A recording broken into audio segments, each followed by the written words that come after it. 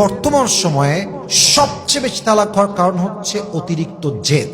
বেশিরভাগ মেয়েরা প্রচুর পরিমাণ জেদি, ঘাড় এতটা তেরা, যা বলেছে তাই বলেছে, এর বাইরে সে যাবেই না। অ্যাটিটিউড, ঘমন্ড, ইগো, অ্যারোগেন্স, এই অহংকার, এই জেদ, এই হিংসা, এই ব্যক্তিত্ব পরায়ণতা, নিজের প্রতি নিজের প্রচুর পরিমাণে তার এত বেশি সেলফ রেসপেক্ট যে ইগোর ঠেলায় সে বাঁচে না।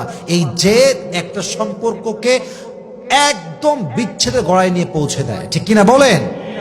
কিছু কারণে মেয়েদের ডিভোর্স খুব বেশি হয়, কিছু কারণে মেয়েদেরকে একজন পুরুষ খুব দ্রুত ডিভোর্স দিয়ে দেয়। প্রত্যেকটা মেয়েকে বলতে চাই, যদি আপনি আপনার স্বামীর থেকে তালাক পেতে না চান, আপনি যদি ডিভোর্সি মেয়ে না হতে চান, আমার কথাগুলো মন দিয়ে শুনবেন। আমি জাস্ট কয়েকটা রিজন বলা ট্রাই করছি, বিকজ টাইম খুবই শর্ট আমার কাছে। আমি চেষ্টা করব এমন কিছু পয়েন্ট রিপ্রেজেন্ট করার জন্য যে পয়েন্টগুলো শুনলে একজন মেয়ে তার ভুল বুঝতে পারবে, একটি সংসার বেঁচে যাবে, একটি জান্নাতি পরিবার তৈরি হবে। বলেন সবাই ইনশাআল্লাহ। মাথায় রাখবেন, একজন পুরুষ তার বউকে খুব শখে তালাক দেয় না। পুরুষ কখনো তালাক দেওয়ার জন্য বিয়ে করে না। পুরুষ যখন বিয়ের পরে দেখে যে পার্সনটাকে আমি বিয়ে করেছিলাম, this person is not the same person, এই মানুষটা আসলে সেই মানুষ নয় যে মানুষটাকে আমি মন থেকে পছন্দ করে যুদ্ধ করে বিয়ে করেছিলাম।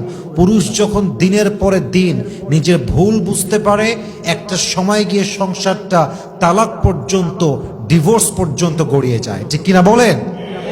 এক নাম্বার মাথায় রাখবেন, আপনি যদি আপনার স্বামীকে খুব বেশি অবহেলা করেন, খুব বেশি অযত্ন করেন, আপনার স্বামীর আস্তে আস্তে সংসার থেকে মন উঠে যাবে, আপনার প্রতি মন উঠে যাবে।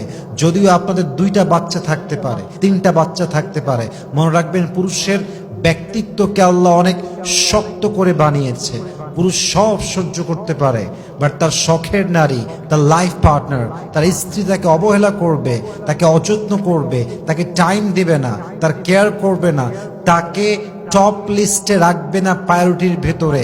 বিশ্বাস করেন, পুরুষ সব কিছু হজম করতে পারে, সব কিছু মানতে পারে, বাট তার লাইফ পার্টনারের অবহেলা, অযত্ন পুরুষ চুল পরিমাণ সহ্য করতে পারে না, ঠিক কিনা বলেন? আম্মা জান আয়েশা রাদিয়াল্লাহু তাআলা আনহা তার ওয়াইফের জন্য, হাজবেন্ডের জন্য ডেডিকেটেড ছিলেন। খাদিজা রাদিয়াল্লাহু তাআলা আনহা তার হাজবেন্ডের জন্য ডেডিকেটেড ছিলেন। একবার ভাবেন তো আসিয়া রাদিয়াল্লাহু তাআলা আনহার কথা। আপনার স্বামী কি ফেরাউনের চাইতে খারাপ? আপনার স্বামী কি ফেরাউনের চাইতে বড় জালেম? ফেরাউনের মতো জালেমের কাছে যদি আসিয়া টিকে যায়, তবে আপনি আপনার স্বামীর কাছে টিকতে পারবেন না কেন, ঠিক কিনা বলেন? এই যুদ্ধ আপনার, এটা আপনার জীবনের যুদ্ধের জায়গা, এটা আপনার পরীক্ষার জায়গা। খুব সহজে হাল ছাড়লে চলবে না। আপনাকে মাথায় রাখতে হবে, আপনার স্বামী আপনার সবচাইতে আপন মানুষ। যদি আপনি বেশি অবহেলা করতে চান, আস্তে আস্তে এই সম্পর্ক বিচ্ছেদের দিকে গড়াবে, আস্তে আস্তে এই সম্পর্কটা তালাকের দিকে গড়াবে। অতএব যতদিন বেঁচে আছেন, যতদিন স্বামীর সঙ্গে আছেন, সর্বোচ্চ নিজের স্বামীকে যত্ন করার চেষ্টা করবেন। আল্লাহ প্রত্যেকটা মেয়েকে বোঝার তৌফিক দান করুক, সবাই আমিন। আর একটা অন্যায় আছে, দেখবেন কিছু মেয়ে আছে যেই মেয়েরা স্বামীর সঙ্গে অন্য পুরুষের কম্পেয়ার করে, এবং বড্ড বোকা মেয়ে হচ্ছে সেই মেয়ে যেই মেয়ে স্বামীর সামনে বসে পরপুরুষের প্রশংসা করে। এর মতো বোকা মেয়ে পৃথিবীতে সেকেন্ড আর কেউ হতে পারে না। Just think about yourself and let me think about myself. আপনি আপনাকে নিয়ে ভাবেন, আমি আমাকে নিয়ে ভাবি। উত্তর একটাই আসবে যে আমার ওয়াইফের মুখে অন্য কোনো পুরুষের প্রশংসা তো ইয়ার ইয়ে বহুত দূর কি বাত হ্যায়। আমার ওয়াইফের মুখে আমি কোনো পরপুরুষের নামটা পর্যন্ত ব্যক্তিত্ববান পুরুষ হিসেবে, ব্যক্তিত্ব সম্পন্ন পুরুষ হিসেবে সহ্যই করতে পারবো না, ঠিক কিনা বলেন? যেখানে পুরুষ পরপুরুষের নামই সহ্য করতে পারে না, সেখানে মেয়েরা কত বোকা স্বামীর সামনে বসে পরপুরুষের প্রশংসা করে, তার বডির প্রশংসা করে, তার ইনকামের প্রশংসা করে, ব্যবসার প্রশংসা করে, ব্যক্তিকেন্দ্রিক প্রশংসা করে, যা কোনোভাবেই ইজ নট অ্যাপ্রিসিয়েটেড। আপনার স্বামী একদিন সহ্য করবে, 2 দিন সহ্য করবে, 3 দিন যখন গিয়ে দেখবে যে এই মেয়ে তো খুবই লজ্জাহীন একটা মেয়ে, এ তো বেলাজা একটা মেয়ে, সারাদিন আমার সঙ্গে অন্য পুরুষের কম্পেয়ার করে, তখন দেখবেন আপনার স্বামীর আপনার প্রতি মন হারায় যাবে। আর যখন একবার মন উঠে যাবে, মাথায় রাখবেন পুরুষ মানুষের মন কিন্তু খুবই সেনসিটিভ। পুরুষ মানুষ যাকে একবার পছন্দ করে, দিল থেকে ভালো লেগে যায়, কসম খোদার পুরো দুনিয়া তার বিরুদ্ধে যাবে, তবুও পুরুষ তার হাতটা শক্ত করে ধরে রাখবে, মৃত্যু পর্যন্ত আগলায় রাখবে, ঠিক কিনা বলেন? আবার সে একই পুরুষ, তার মন যদি একবার উঠে যায়, আপনি যতই সুন্দরী হন, যতই শাড়ি পরেন, যতই মেকআপ করেন, even if you try your 100%, যতই চেষ্টা করেন, পুরুষের মন একবার উঠে গেলে পুরুষ আর কখনো চোখ তুলেও তাকাতে চায় না, ঠিক কিনা বলেন? অতএব আপনার স্বামীর মন উঠে যায়, এই কাজ স্বামীর সঙ্গে অন্য কেউ কম্পেয়ার করার মতো যে জঘন্য কাজ, এই কাজ করতে যাবেন না প্রিয় বোন। মেহেরবানি করে স্বামীর সামনে বলেন, you are the best husband, তুমি আমার জীবনে দেখা শ্রেষ্ঠ হাজব্যান্ড, তোমার মতো পুরুষ হয় না, তোমার মতো মানুষ হয় না, তোমাকে পেয়ে আমি ধন্য, তুমি আসার পর থেকে আমার জীবনটা পরিবর্তন হতে শুরু করেছে, তুমি আসার পর থেকে আল্লাহ তাআলা তোমাকে আমার জীবনে একটা বিশাল বড় রহমত করে পাঠিয়েছে, তোমাকে ছাড়া আমার জীবনটা শূন্য মনে হয়, আল্লাহ এবং তার রসুলের পরে আমি সবচেয়ে বেশি ভালোবাসি আমার স্বামীকে। এরকম কথা বলার দরকার আছে না নাই? অতএব স্বামীর সঙ্গে অন্য পুরুষকে কম্পেয়ার করবেন না।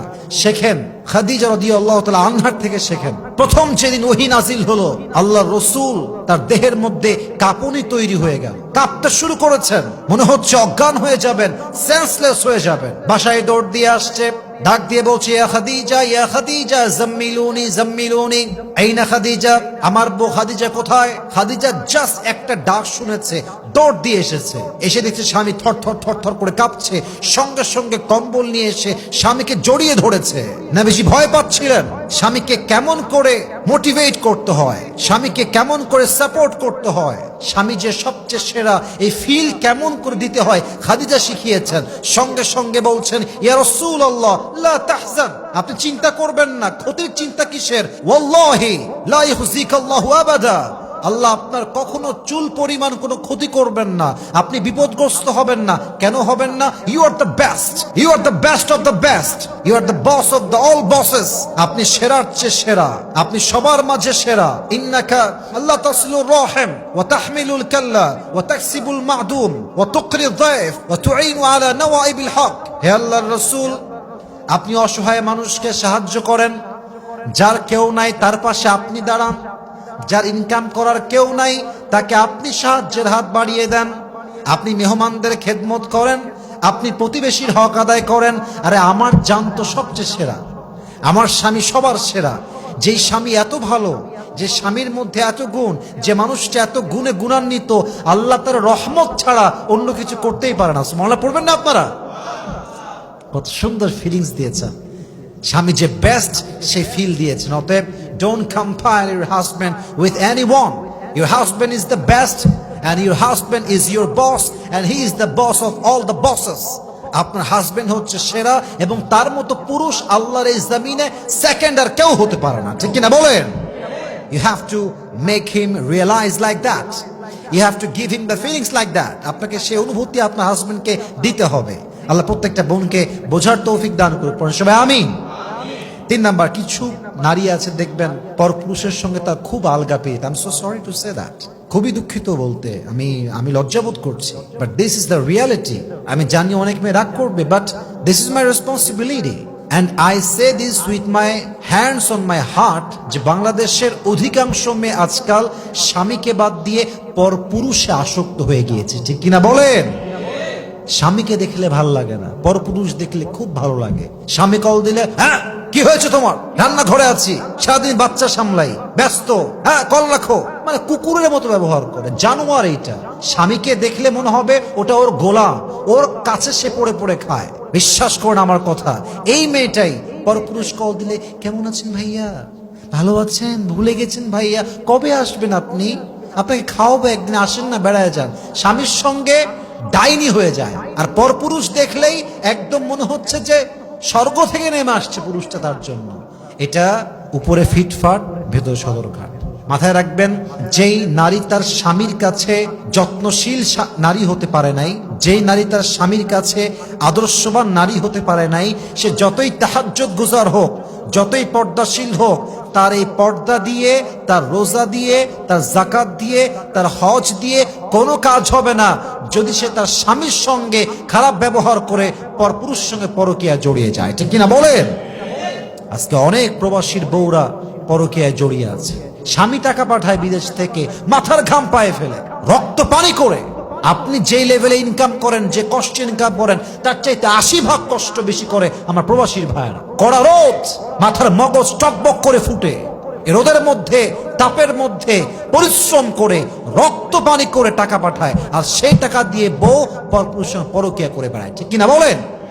ইভেন অনেক বউ তো এরকম আছে, আমাকে বলতে হবে, আমার করার কিছু নেই। অনেক বউ প্রবাসীর টাকা নিয়ে, টাকা জমিয়ে, সেই টাকা নিয়ে তার প্রেমিকের সঙ্গে বাড়ি ছেড়ে পালিয়ে চলে যায়। ঠিক কিনা বলেন?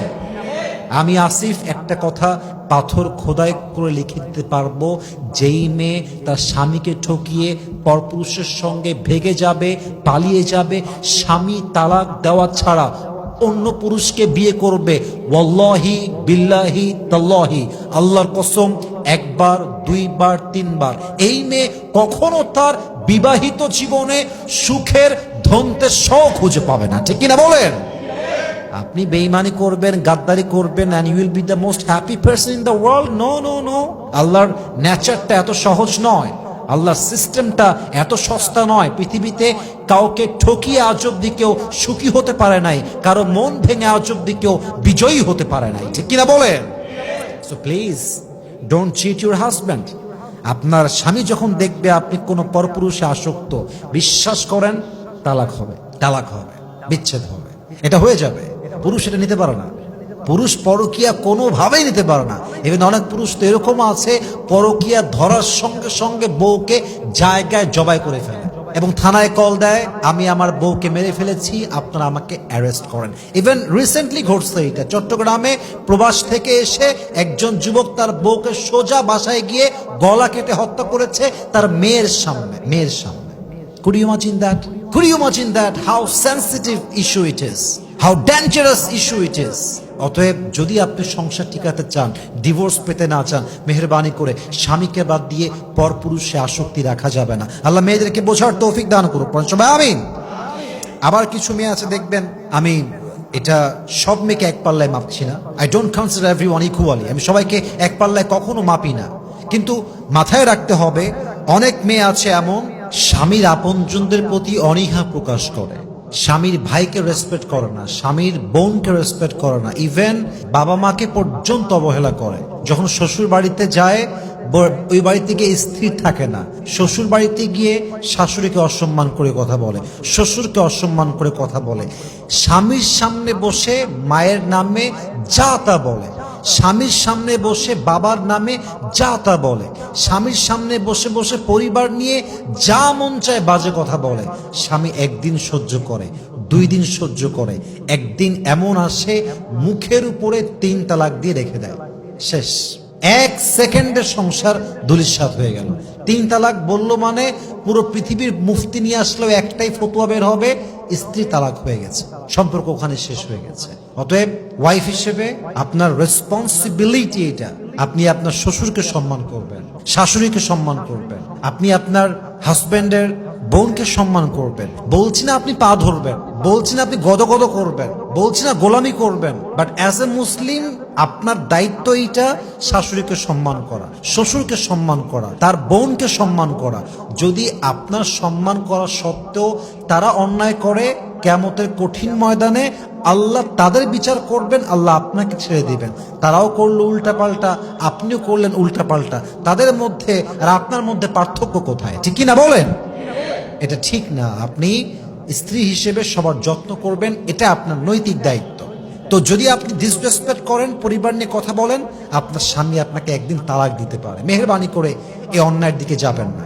আরো কয়েকটা অন্যায় বলছি, জাস্ট কয়েকটা বাক্যে বলবো, বোনদেরকে বলবো, বোনেরা আপনারা খুব মনোযোগ দিয়ে শুনবেন, এবং যা ইউটিউবে ফেসবুকে শুনছেন খুব মনোযোগ দিয়ে আমার এই কয়েকটা বাক্য শুনবেন। মেয়েদের এই বর্তমান সময়ে সবচেয়ে বেশি তালাক হওয়ার কারণ হচ্ছে অতিরিক্ত জেদ। বেশিরভাগ মেয়েরা প্রচুর পরিমাণ জেদি, ঘাড় এতটা তেরা, যা বলেছে তাই বলেছে, এর বাহিরে সে যাবেই না। অ্যাটিটিউড, ঘমন্ড, ইগো, অ্যারোগেন্স, এই অহংকার, এই জেদ, এই হিংসা, এই ব্যক্তিত্ব পরায়ণতা, নিজের প্রতি নিজের প্রচুর পরিমাণে তার এত বেশি সেলফ রেসপেক্ট যে ইগোর ঠেলায় সে বাঁচে না।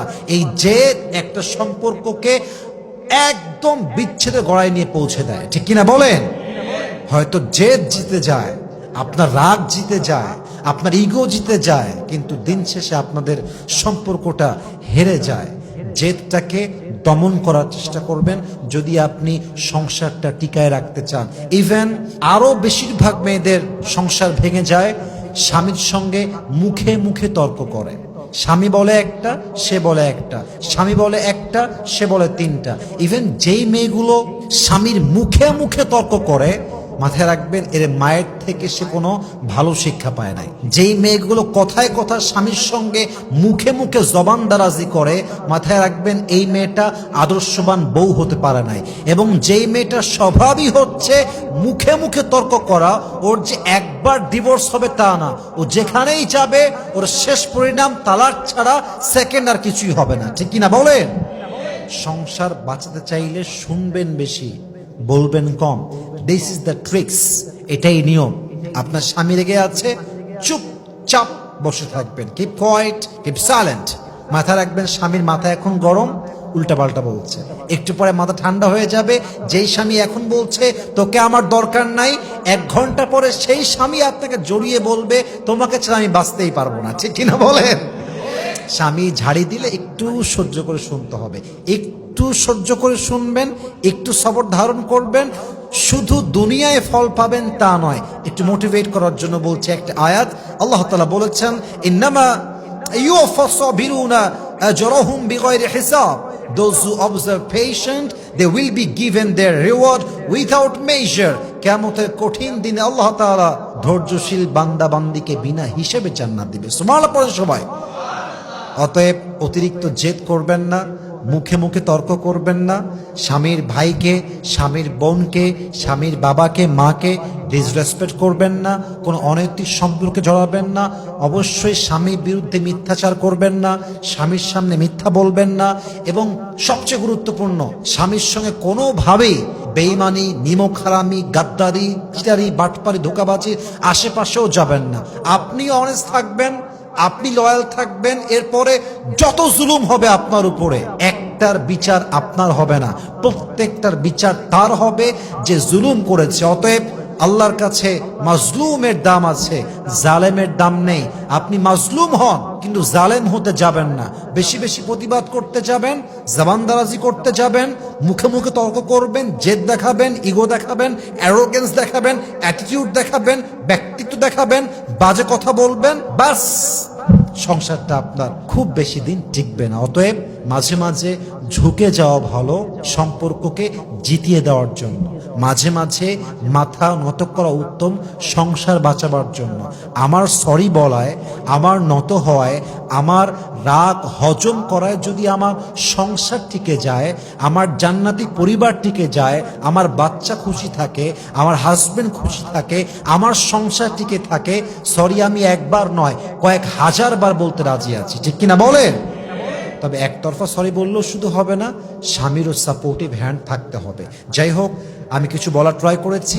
আমি যে পয়েন্টগুলো বললাম, আল্লাহ প্রত্যেকটা নারীকে এই সমস্ত অন্যায় থেকে, বাজে কাজ থেকে, অভ্যেস থেকে বেঁচে চলার তৌফিক দান করুক। আমরা সকলেই জবান খুলে দিল খুলে পড়ছি আমিন।